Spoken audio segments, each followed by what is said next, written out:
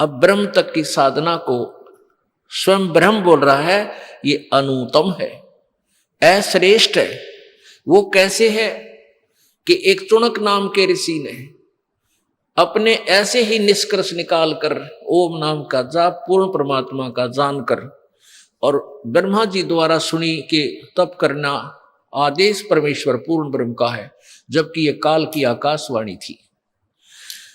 इसको जानकर तप किया, ओम ओम, पहले ओम का जाप किया, उच्चारण करके लिखा गीता जी अध्याय नंबर 8 के श्लोक नंबर 13 में। ये उच्चारण करके सुमन करने का यथार्थ ज्ञान इसने भी नहीं बता रखा। ये इन्होंने ऐसे ही ओम ओम ओम ओम ओम ओम ओम ओम ओम ऐसे करते करते फिर वो तप समाधिस्थ हो गए। फिर सिद्धि बन गई तप करने से। तप के बदले में राज्य प्राप्त होता है और कुछ सिद्धियां आ जाती हैं। अब चुणक ऋषि में सिद्धि आ गई बहुत जबरदस्त। ओम नाम के जाप से भी सिद्धियां, मंत्र के जाप से भी सिद्धियां आ जाती हैं। उधर से एक मानधाता नाम के चक्रवर्ती राजा थे। उसने अपनी पूरी पृथ्वी पर राजा शासन काबू कर रखा था, शासन कर रखा था। अन्य छोटे छोटे राजाओं को अपने अधीन कर रखा था। वो कभी कभी 1 वर्ष में 2 वर्ष में एक परीक्षण करते थे। एक घोड़े के गले में एक पंपलेट डाल दे, लिख देते थे और साथ में सैकड़ों की संख्या में सैनिक भेज देता था। उस घोड़े पर कोई सवार नहीं होता था, वो घोड़ा चलता रहता था मन मस्ती, किधर ही जाए जाए।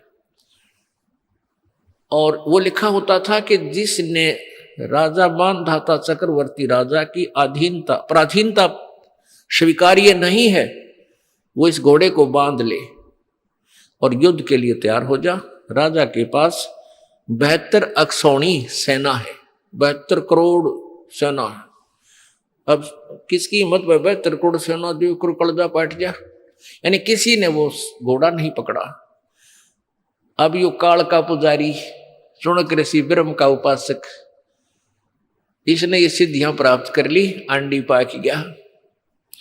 अब इधर से तो इन पर सिद्धियां इन्हीं का जूता इनने के सिर में काल मारता है। चुणक ऋषि से साधना करवाई, हठ योग करके बम बना लिया, एटम बम, सिद्धियां बरबर ली। रिमोट काल के हाथ में यो मन, यो काल का एजेंट है। तो जो ही इस चुणक ऋषि ने वो घोड़ा देखा जिस पर कोई सवार नहीं था, पूछा सैनिकों से कि भाई सैनिकों, इस घोड़े पर सवार क्यों नहीं है।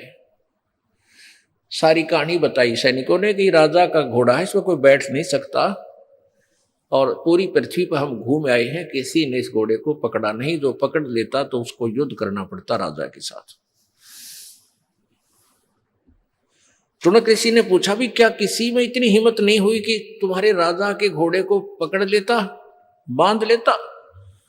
अब सैनिक तो फिर मुंह फाड़ होते हैं, अपनी आंगा बरत्या करना ऋषि समर्थ, इतने सेना वाले राजा के सैनिक तो और अभिमानी हो जाते हैं। उन्होंने उस ऋषि को कहा कि किसकी मां ने दूध पिलाया है जो हमारे राजा के घोड़े को पकड़ दे, होठ फोड़ दें उसके।